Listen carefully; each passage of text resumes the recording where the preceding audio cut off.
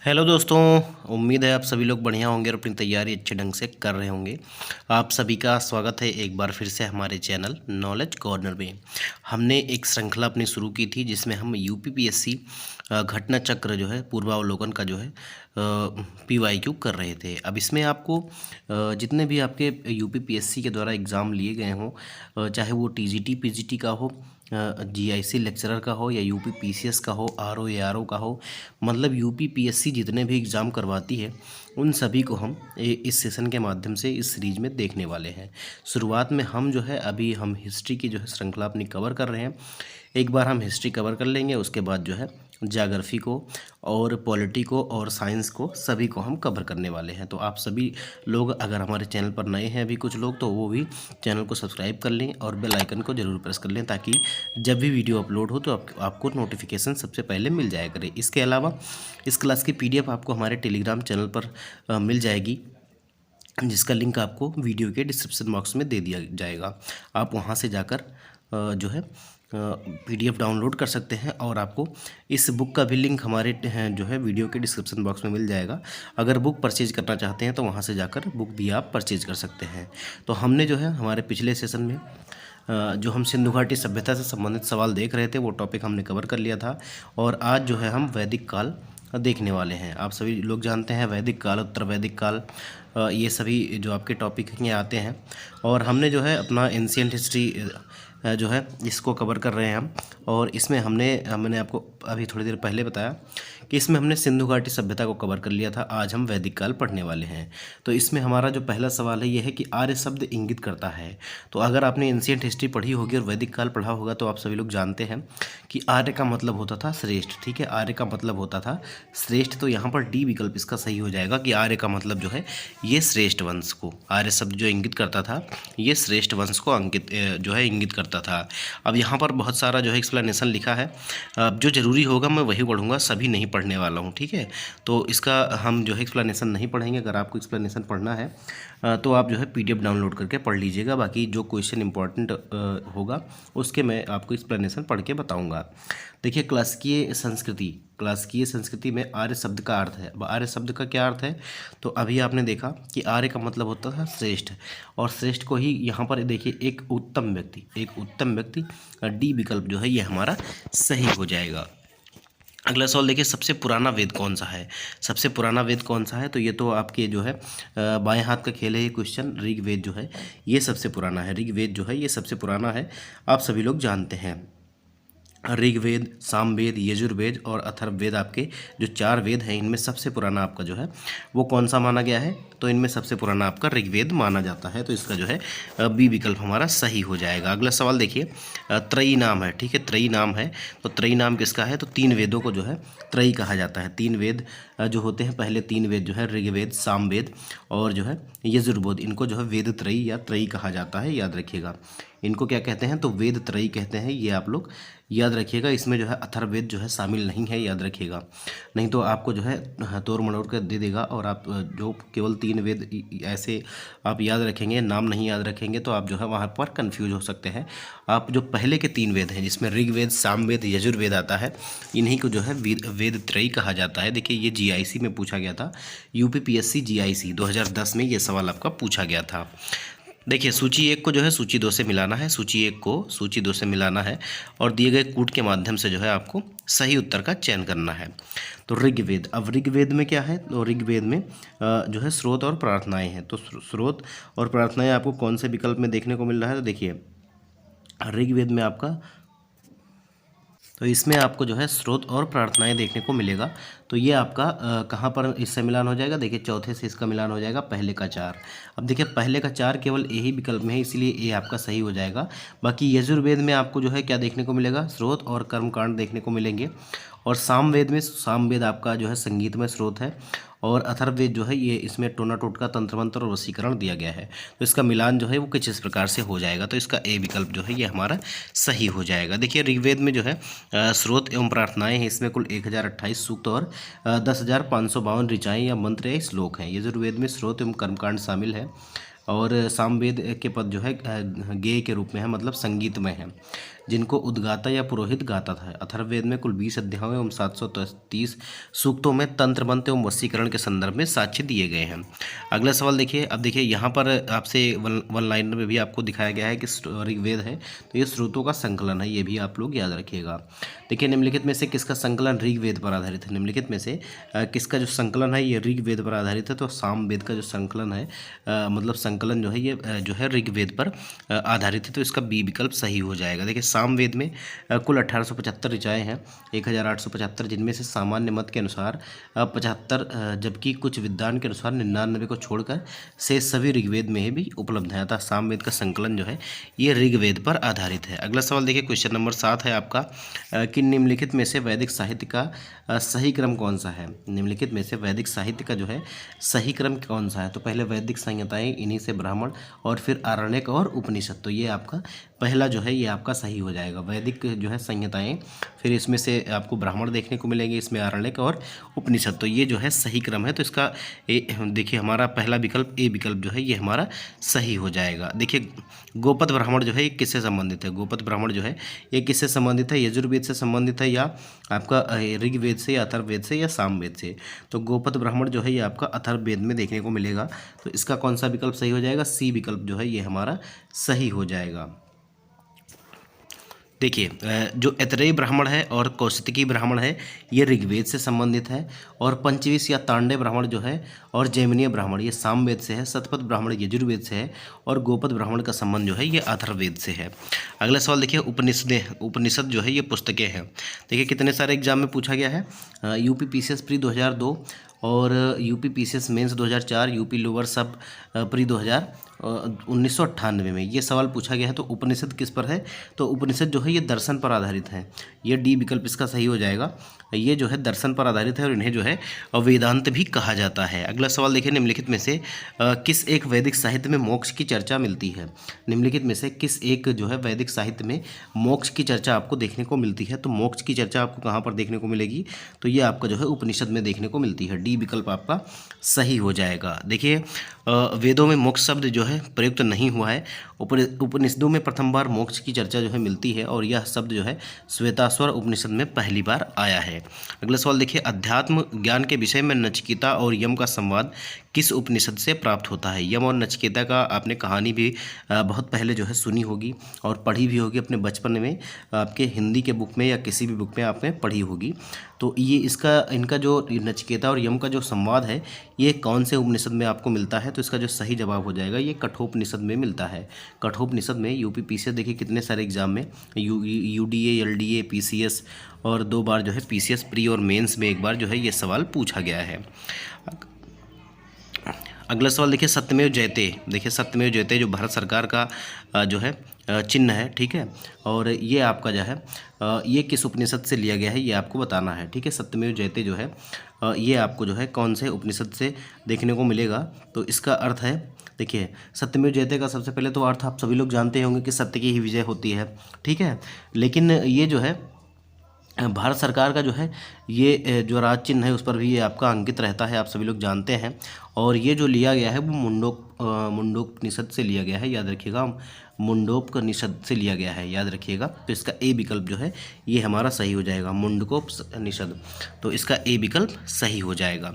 अगला सवाल देखिए, अगर मैं थोड़ा सा इसका एक्सप्लेनेशन आपको बता दूं तो यहाँ पर देखेंगे कि सत्यमेव जयते जो है ये मुंडोपनिषद से लिया गया है, मुंडकोपनिषद से, और इसका जो अर्थ है वो होता है सत्य की ही विजय होती है, और यह भारत सरकार के राज चिन्ह पर भी अंकित है। अगला देखिए ये पूछ भी सकता है कि जो है भारत सरकार का ध्येय वाक्य क्या है, तो आप लोग इसको अभी जवाब दीजिएगा। देखिए उपनिषद काल के राजा जो है अश्वपति शासक थे। उपनिषद काल के जो राजा थे अश्वपति, ये कहाँ के राजा थे ये आपको बताना है। तो ये जो है कहाँ के राजा थे? तो ये कैकेयी के राजा थे। बी विकल्प इसका जो है सही हो जाएगा।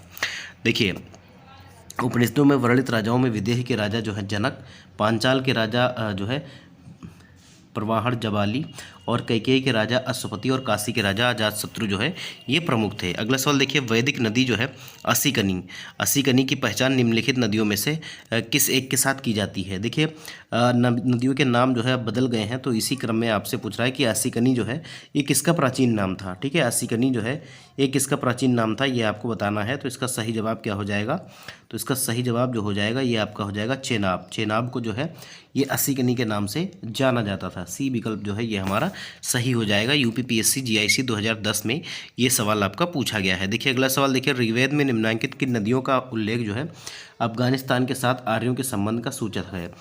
ऋग्वेद में निम्नलिखित किन नदियों का उल्लेख जो है ये अफगानिस्तान के साथ आर्यों के संबंध का सूचक है। तो इसका सही जवाब हो जाएगा आपका कुभा और क्रुमो। ठीक है, कुभा और क्रुमो, सी विकल्प इसका जो है ये हमारा सही हो जाएगा। देखिए ऋग्वेद में उल्लिखित कुभा जो है अब ये काबुल नदी हो चुकी है, और क्रुमो जो है ये कुर्रम नदी इसको कहा जाता है, और गोमती को जो है गोमल एवं सुवास्तु स्वात नदियाँ अफगानिस्तान में बहती थी। और इन नदियों के उल्लेख से स्पष्ट होता है कि आर्यों का अफगानिस्तान के साथ जो है ये घनिष्ठ संबंध था। अगला सवाल देखिए, ये देखिए वन लाइनर में भी एक सवाल है, वैदिक नदी जो है कुभा का स्थान कहाँ निर्धारित होना चाहिए। तो ये अफगानिस्तान में। सूची 1 को जो है सूची 2 से सुमेलित करना है और नीचे दिए गए कूट के माध्यम से आपको सही जवाब बताना है। देखिए यूपीपीसीएस 2012 में देखिए कुभा, अभी आपने देखा कुभा को क्या कहते हैं, तो कुभा को जो है काबुल कहते हैं पहले का दी, दूसरा तो बी विकल्प आपका पहले ही सही हो गया, क्योंकि और किसी में जो है दूसरे का मिलान ए से नहीं हुआ है। परुसरी किसको कहते थे, तो रावी को जो है परुसणी कहा जाता था। रावी को जो है ये परुसणी कहा जाता था। गंडक को जो है सदा नीरा कहा जाता था। गंडक को क्या कहा जाता था, तो सदा नीरा कहा जाता था। इसके अलावा अगर हम बात करें जो है सतलज को जो है शतुद्री भी कहा जाता था। सतलज को शतुद्री भी कहा जाता था। तो ये इंपॉर्टेंट है, आपसे यहाँ से सवाल बन सकते हैं, तो इसको आप लोग याद रखिएगा। ठीक है, तो इसका जो है बी विकल्प हमारा सही हो जाएगा। अगला सवाल देखिए, निम्नलिखित वैदिक देवताओं में किसे जो है उनका पुरोहित माना गया है। निम्नलिखित वैदिक देवताओं में से किसे उनका पुरोहित माना जाता था। निम्नलिखित वैदिक देवताओं में से किसे उनका पुरोहित माना जाता था, याद रखिएगा। तो इसका जो सही जवाब हो जाएगा ये आपका बी विकल्प हो जाएगा। बृहस्पति को पुरोहित माना जाता था, बृहस्पति को। इसका बी विकल्प जो है ये हमारा सही हो जाएगा। देखिए बृहस्पति देवता को वैदिक देवताओं का जो है पुरोहित माना जाता था, तो इसका जो है बी विकल्प जो है ये हमारा सही हो जाएगा। 18 नंबर का सवाल आप लोग देखिए, ऋग्वैदिक काल में जो है निष्क किस अंग का जो है आभूषण था। निष्क जो है यह कहाँ पहना जाता था, मुख्यतः आपको ये बताना है। तो ये जो है कहाँ पहना जाता था, ये आपका गला का आभूषण था, याद रखिएगा, ये गले में पहना जाता था। बी विकल्प इसका सही हो जाएगा। देखिए मेंस 2007 में और प्री 2005 में ये सवाल आपका पूछा गया था। देखिए यहाँ पर देखिए ऋग्वैदिक काल में निष्क जो है गले में पहना जाने वाला एक प्रकार का हार था, और साथ ही निष्क वैदिक काल में विनिमय का एक माध्यम भी था। अगला सवाल देखिए, वैदिक कालीन प्रशासन में भागदूह कौन अधिकारी था। भागदूह जो है ये किस प्रकार का अधिकारी था, ये आपको बताना है। तो ये राजस्व जमा करने वाले अधिकारी होते थे। ठीक है, कर को जो है यहाँ पर भाग कहा जाता था, और इनको जमा करने वाला अधिकारी जो है ये भागदूह कहलाता था। तो बी विकल्प जो है ये हमारा सही हो जाएगा, राजस्व कर जमा करने वाला। देखिए बोगज कोई महत्वपूर्ण है क्योंकि, अब देखिए बोगज कोई क्यों महत्वपूर्ण है। देखिए यहाँ से प्राप्त अभिलेखों में वैदिक देवी और देवताओं का जो है नामोल्लेख मिलता है, और बोगज कोई आपका जो है ये आपका कहाँ पे है, तो ये आपका जो है एशिया माइनर में स्थित है, इसीलिए बहुत ज़्यादा इंपॉर्टेंट है। और ऐसा कहा जाता है कि आर्य जो है वहाँ के भी निवासी थे। तो बी विकल्प जो है ये हमारा सही हो जाएगा। यहाँ से प्राप्त अभिलेखों में जो है यहाँ पर जो वैदिक देवता और देवियाँ थीं इनका जो है उल्लेख प्राप्त हुआ है, तो इसीलिए ये जो है इम्पॉर्टेंट है। देखिए इस एशिया माइनर में स्थित बोगज कोई से प्राप्त 14वीं शताब्दी ईसा पूर्व के अभिलेख में ऋग्वैदिक काल के देवताओं इंद्र, वरुण, मित्र और नासत्य का उल्लेख मिलता है। इससे ज्ञात होता है कि वैदिक आर्य ईरान से ही होकर जो है भारत में आए होंगे, ऐसा कयास जो है लगाया जाता है। देखिए निम्नलिखित अभिलेखों में से कौन सा ईरान से भारत में आर्यों के आने की सूचना देता है, तो ये आपका बोगज कोई हो गया। और 14वीं सदी ईसा पूर्व का एक अभिलेख जिसमें वैदिक देवताओं का जो है वर्णन मिलता है, तो ये आपका बोगज कोई से। अगला सवाल देखिए, क्वेश्चन नंबर 21 है कि निम्नलिखित में से किसने आर्यों के आदि देश के बारे में लिखा था। किसने जो है आर्यों के आदि देश के बारे में लिखा था, तो इसका सही जवाब हो जाएगा बाल गंगाधर तिलक। आर्कटिक होमा वेदास जो है इन्हीं के द्वारा लिखी गई थी, आप सभी लोग जानते हैं। तो इसका जो है डी विकल्प जो है ये हमारा सही हो जाएगा। देखिए, बाल गंगाधर तिलक ने आर्यों के आदिदेश के बारे में लिखा था। तिलक ने यह मत व्यक्त किया था कि आर्यों का आदिदेश जो है ये उत्तरी ध्रुव था, किंतु तिलक का यह मत इतिहासकारों में मान्य नहीं है। देखिए, जिस ग्रंथ में पुरुष मेध का उल्लेख हुआ है ये कौन सा है, ठीक है। जिस ग्रंथ में पुरुष मेध का उल्लेख हुआ है ये कौन सा है, ये आपको बताना है। तो इसको जो है आयोग ने स्टार मार्क कर दिया था। क्यों मार्क कर दिया था, हम चलते हैं एक्सप्लेनेशन इसका देखते हैं। देखिए, पुरुष मेध एक जो है प्रमुख यज्ञ है और यह शुक्ल यजुर्वेद के तीसरे अध्याय में कृष्ण यजुर्वेद, शुक्ल यजुर्वेद के शतपथ ब्राह्मण तथा कृष्ण यजुर्वेद के तैत्तिरीय ब्राह्मण में वर्णित है। अतः प्रश्न के दिए गए विकल्पों में से तीनों मौजूद होने के कारण जो है कोई उत्तर सही नहीं दिया जा सकता। यद्यपि अनेक इतिहासकार केवल शतपथ ब्राह्मण की चर्चा करते समय उसमें पुरुषमेध यज्ञ की चर्चा करते हैं, ठीक है। तो वैसे तो अगर देखा जाए तो वैसे इसमें सभी शामिल हैं। 3 ऑप्शन देखिए, शतपथ ब्राह्मण भी है, कृष्ण यजुर्वेद भी है, शुक्ल यजुर्वेद भी है, तो इसीलिए इसको स्टार मार्क कर दिया गया था। देखिए, अगला सवाल देखिए, शतपथ ब्राह्मण में उल्लिखित राजा विदेह माधव से संबंधित ऋषि कौन थे, ठीक है। शतपथ ब्राह्मण में उल्लिखित राजा विदेह माधव से संबंधित ऋषि थे, तो कौन से ऋषि थे ये आपको बताना है। तो इसका सही जवाब जो हो जाएगा ये आपका ऋषि जो है गौतम राहुगढ़, ये जो है इनके ऋषि थे। डी विकल्प जो है ये हमारा सही हो जाएगा। देखिए, आर्यों के पूर्व की दिशा की ओर प्रसार के विषय में शतपथ ब्राह्मण में वर्णित विदेह माधव की आख्यायिका उल्लेखनीय है और इसके अनुसार राजा विदेह माधव से संबंधित ऋषि जो है गौतम राहुगढ़ थे। ऋग्वेद की मूल लिपि थी। अब ये जो है कौन सी लिपि में लिखा गया था, जो मूल लिपि थी ये आपको बतानी है। तो ये जो है ब्राह्मी लिपि में लिखा गया था। डी विकल्प जो है ये हमारा सही हो जाएगा। इसमें सबसे इम्पॉर्टेंट ये है, तो आप याद रखिएगा 10 मंडल हैं और 1028 जो है इसमें सूक्त हैं। अब ऋग्वेद के पुरोहित को जो है होता कहा जाता था। देखिए, वैदिक कर्मकांड में होता का संबंध है तो ऋग्वेद से है। अगला सवाल देखिए, अवेस्ता और ऋग्वेद में जो है क्या संबंध है। अवेस्ता और ऋग्वेद में जो है समानता है और अवेस्ता जो है किस क्षेत्र से संबंधित है। तो अवेस्ता जो है ये कहाँ से संबंधित है, तो ये जो है ईरान से संबंधित है। बी विकल्प इसका जो है ये हमारा सही हो जाएगा। देखिए, अवेस्ता और ऋग्वेद दोनों भाषिक समानताओं के कारण आर्यों की सभ्यता से संबंधित माने जाते हैं।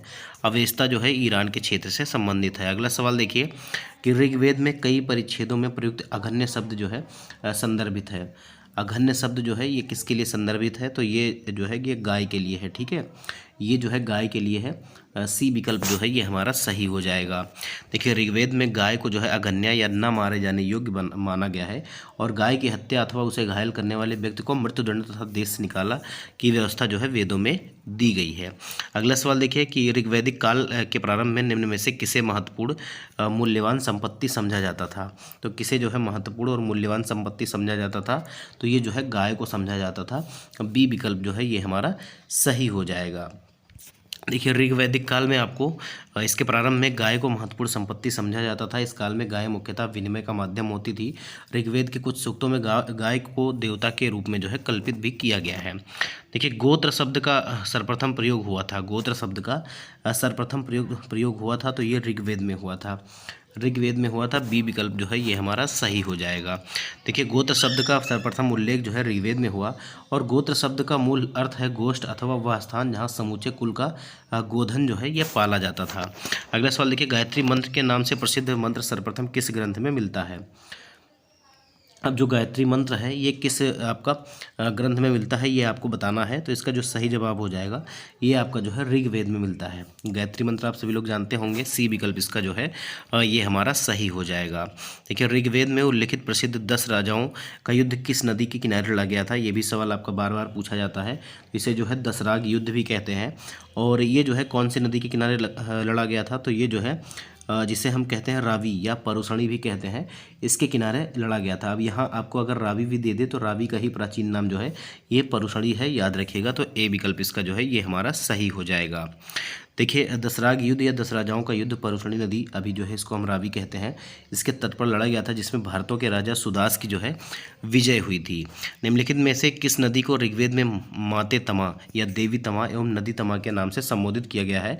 तो इसको किसको बोला गया है, ऐसे कौन से नदी को, तो ये जो है सरस्वती को बोला गया है। ठीक है, सरस्वती को बोला गया है। माते तमा, देवी तमा और नदी तमा की संज्ञा इनको दी गई है। बी विकल्प जो है ये हमारा सही हो जाएगा। देखिए, ऋग्वेद में सरस्वती को जो है माते तमा, देवी तमा और नदी तमा कहा गया है, अर्थात सबसे अच्छी माँ, सबसे अच्छी देवी और सबसे अच्छी नदी। अगला सवाल देखिए, उस जनजाति का नाम बताइए जो ऋग्वैदिक आर्यों के पंचजन से संबंधित नहीं है।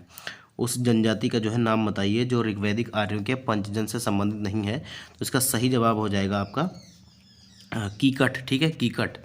डी विकल्प जो है ये हमारा सही हो जाएगा। बाकी इसमें यदु, दस्यु, पुरु, अनु, तुर्वस जो है ये सभी शामिल हैं, लेकिन इसमें जो है आपके कहीं भी जो है कीकट शामिल नहीं थे। डी विकल्प जो है ये हमारा सही हो जाएगा। अगला सवाल देखिए, 33 नंबर का सवाल है, प्राचीन काल में आर्यों के जो है जीविकोपार्जन का मुख्य साधन क्या था? प्राचीन काल में आर्यों के जीविकोपार्जन का मुख्य साधन क्या था? तो ये आपकी क्या थी? तो ये कृषि ही थी, याद रखिएगा, कृषि थी। इसका ए विकल्प जो है ये हमारा सही हो जाएगा। अगला सवाल देखिए, ऋग्वेद में उल्लिखित यौ शब्द किस जो है कृषि उत्पाद के लिए प्रयुक्त होता था? यौ जो है किसको कहा जाता था? तो यौ जो है ये हम किसको कहते थे? ये जौ को कहते थे, याद रखिएगा। अगर आप थोड़ा सा बोलेंगे तो आपको पता चलेगा कि जौ को ही हो सकता है यौ बोला जाता हो। तो ये आपका ए विकल्प जो है ये हमारा सही हो जाएगा। देखिए, किस वेद में सभा और समिति को प्रजापति की दो पुत्रियां कहा गया है?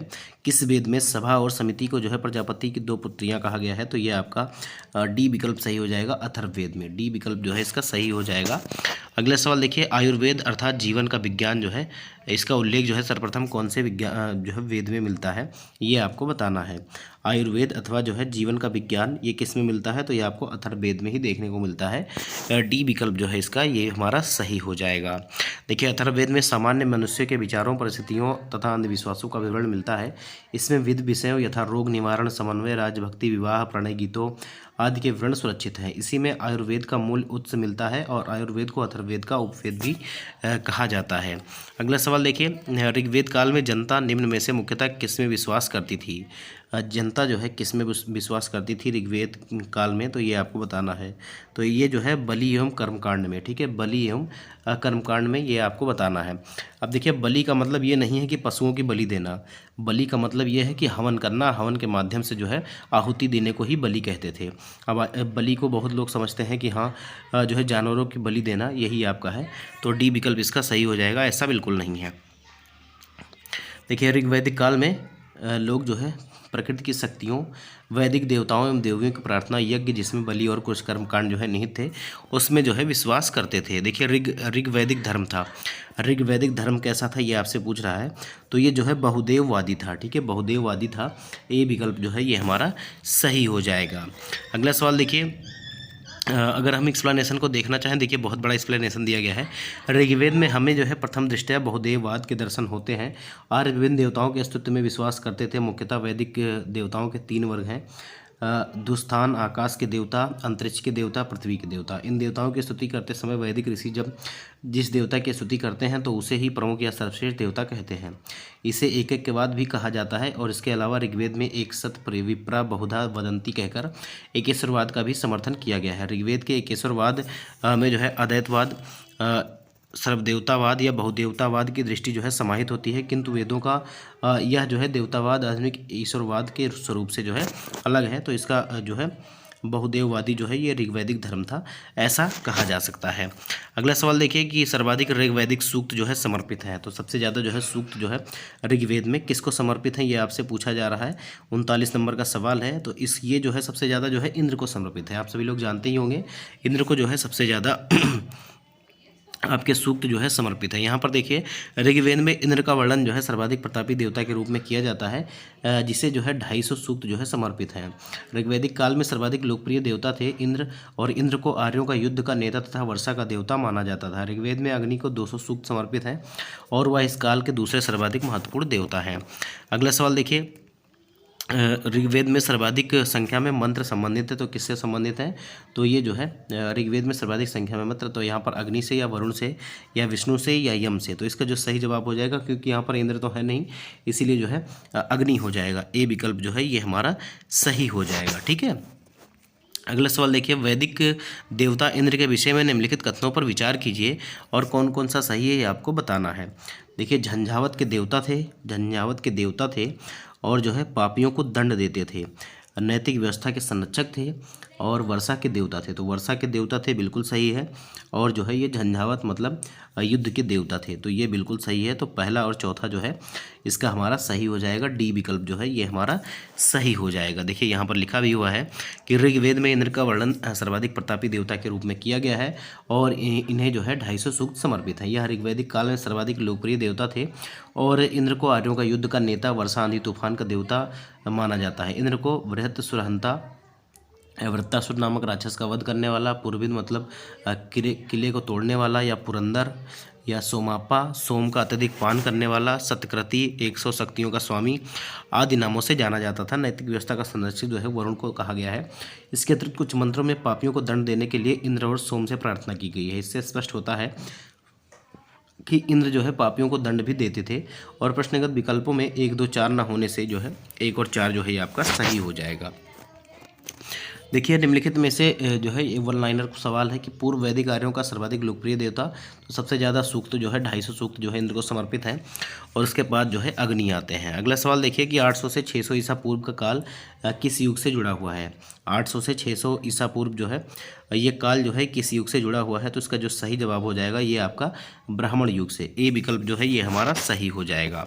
देखिए 800 से 600 ईसा पूर्व का काल ब्राह्मण ग्रंथों के प्रलयन युग से जुड़ा हुआ है। प्रायः 7वीं और 6वीं शताब्दी ईसा पूर्व से लेकर 3री शताब्दी ईस्वी तक का समय सूत्र काल जो है कहा जाता है। देखिए सर्ग, प्रतिसर्ग, वंश, मनवंतर और वंशानुचरित जो है संकेतक हैं। सर्ग, प्रतिसर्ग, वंश, मनवंतर और वंशानुचरित जो है ये किसके जो है संकेतक हैं, तो ये जो है पुराणों के हैं। याद रखिएगा पुराणों में इन सब चीज़ों का उल्लेख हुआ है, तो बी विकल्प इसका जो है सही हो जाएगा। देखिए पुराणों में जो है 5 प्रकार के विषयों का वर्णन सिद्धांत इस प्रकार है। सर्ग, प्रतिसर्ग, वंश, मनवंतर और वंशानुचरित। सर्ग बीज या आदि सृष्टि का प्रमाण है। प्रतिसर्ग प्रलय के बाद की पुनर्सृष्टि को कहते हैं और वंश में देवताओं या ऋषियों के वंश वृक्षों का वर्णन है। मनवंतर में कल्प के महायुगों का वर्णन है और वंशानुचरित पुराणों के वे अंग हैं जिसमें राजवंशों की तालिकाएं दी हुई हैं और राजनीतिक अवस्थाओं, कक्षाओं और घटनाओं के वर्णन हैं। अगला सवाल देखिए पुराणों की संख्या कितनी है, कितने पुराण हैं ये आपको बताना है। तो पुराणों की संख्या कितनी है, तो ये आपके लिए मैं कमेंट बॉक्स में इसके लिए जगह छोड़ूंगा, ये आपको बताना है। ठीक है, वैसे मैं बता दूंगा बाद में, लेकिन अभी मैं नहीं बताऊंगा। आपको बताना है कि 18 है कि 16 है कि 19 है या 21 है। ठीक है, तो आपको इसका जवाब जो है कमेंट बॉक्स में देना है। यूपीपीएससी जीआईसी 2010 में ये सवाल आपका पूछा गया है। अगला सवाल देखिए कहा जा रहा है कि महाभारत मूलतः किस रूप में जानी जाती थी। महाभारत जो है ये मूलतः जो है किस रूप में जानी जाती थी, तो इसको जो है जय संहिता भी कहा जाता था। ठीक है, ये जो है जय संहिता इसको भी कहते थे। डी विकल्प जो है ये हमारा सही हो जाएगा। देखिए महाभारत के प्रारंभिक रचना काल में 8800 श्लोक थे और इसे जय संहिता के नाम से जाना जाता था। महाभारत का दूसरा संस्करण भारत था जिसमें श्लोक की संख्या जो है 24,000 थी। वर्तमान महाभारत में 1,00,000 श्लोक प्राप्त हैं। यह इसका अंतिम संस्करण है जिसे सत सहस्त्री संहिता या महाभारत के नाम से जाना जाता है। अगला सवाल देखिए यहाँ पर लिखा हुआ है कि सत सहस्त्री संहिता का उपनाम निम्नलिखित में से किस ग्रंथ का है, तो ये महाभारत का है। देखिए उत्तर वैदिक काल में निम्नलिखित में से किनको जो है आर्य संस्कृति का धुर समझा जाता था, किसको जो है आर्य संस्कृति का जो है धुर समझा जाता था, ये आपको बताना है। तो इसका सही जवाब कौन सा हो जाएगा दोस्तों, तो जो है यहाँ पर देखो कुरु और पांचाल को। ठीक है, कुरु और पांचाल को इनको जो है आर्य संस्कृति का जो है धुर समझा जाता था। इसका सी विकल्प जो है ये हमारा सही हो जाएगा। देखिए उत्तर वैदिक काल में नगरीकरण की प्रक्रिया आरंभ हो चुकी थी। कुरु पांचाल इस समय के प्रमुख नगर बन गए थे तथा ये नगर उत्तर वैदिक सभ्यता के प्रमुख केंद्र या जो है धुरी थे। अगला सवाल देखिए 47 नंबर का सवाल है, भारत के किस स्थल की खुदाई से लौह धातु के प्रचलन के प्राचीनतम प्रमाण मिले हैं। भारत के किस स्थल की खुदाई से लौह धातु के प्रचलन के प्राचीनतम प्रमाण मिले हैं, तो इसका सही जवाब आपका हो जाएगा कहाँ से मिले हैं, तो ये अतरंजी खेड़ा से मिले हैं। याद रखिएगा अतरंजी खेड़ा से। बी विकल्प इसका जो है ये हमारा सही हो जाएगा। देखिए अहिछत्र, अतरंजी खेड़ा, आलमगीरपुर, मथुरा, रोपड़, श्रावस्ती, काम्पिल्य आदि स्थलों की खुदाइयों से लौह युगीन संस्कृति के अवशेष प्राप्त हुए हैं। अंतरजी खेड़ा से लौह धातु मल या धातु शोधन में प्रयुक्त होने वाली भट्टियां मिली हैं जिनसे यह संकेत मिलता है कि यहाँ लौह धातु को गलाने का कार्य स्थानीय रूप से होता था। अगला सवाल देखिए, और ये आपके जो है सेशन का लास्ट सवाल है। कह रहा है कि आपको सूची 1 को जो है सूची 2 से जो है सुमेलित करना है। देखिए कह रहा है सिंधु घाटी सभ्यता और उत्तर वैदिक काल, ऋग्वैदिक समाज, मध्यकाल, तो ये किस प्रकार का था ये आपको बताना है। तो सिंधु घाटी सभ्यता आप सभी लोग जानते हैं ये नगरीय व्यवस्था थी, तो इसका जो है 4 से मिलान हो जाएगा। और उत्तर वैदिक जो है समाज ये कैसा था, या ऋग वैदिक समाज कैसा था। तो उत्तर वैदिक जो है समाज आपका सबसे पहले देख लेते हैं, ये कृषक था तो ये 3 हो जाएगा।